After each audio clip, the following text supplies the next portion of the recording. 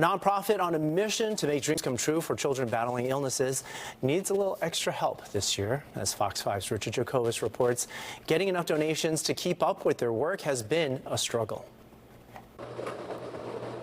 There are still more than 1,000 boxes of chocolate chip cookies riding the conveyor belt at the Baking Memories for Kids headquarters in Rockland County. And for founder Frank Squio, that sight just breaks his heart. By this time, you should be seeing nothing on this conveyor belt. You see, every holiday season for decades, Frank and his group of volunteers spend endless hours baking cookies to send sick and terminally ill children on an all-expenses-paid trip to Walt Disney World, SeaWorld, and Universal Studios.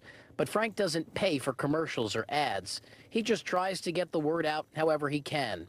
Frank's only guess this year is that some people may have giving fatigue. Everybody has a lot, and after a while, you're just exhausted from everything being bombarded on top of you, whether it's making donations or rounding up. Last year, Fox 5 was in Clarkstown to watch 2-year-old Lily and her family get the surprise of a lifetime. Lily was diagnosed with an inoperable brain tumor a few months before this giveaway.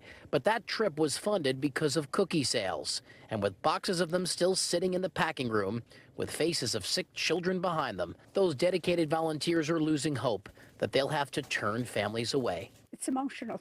It's emotional not to see them sold. I have literally tried to think of ways to help him sell these because they're not getting sold at this point. So between now and Christmas Eve, Frank and his volunteers will be sending out whatever boxes they could possibly sell between now and then. But that's the cutoff.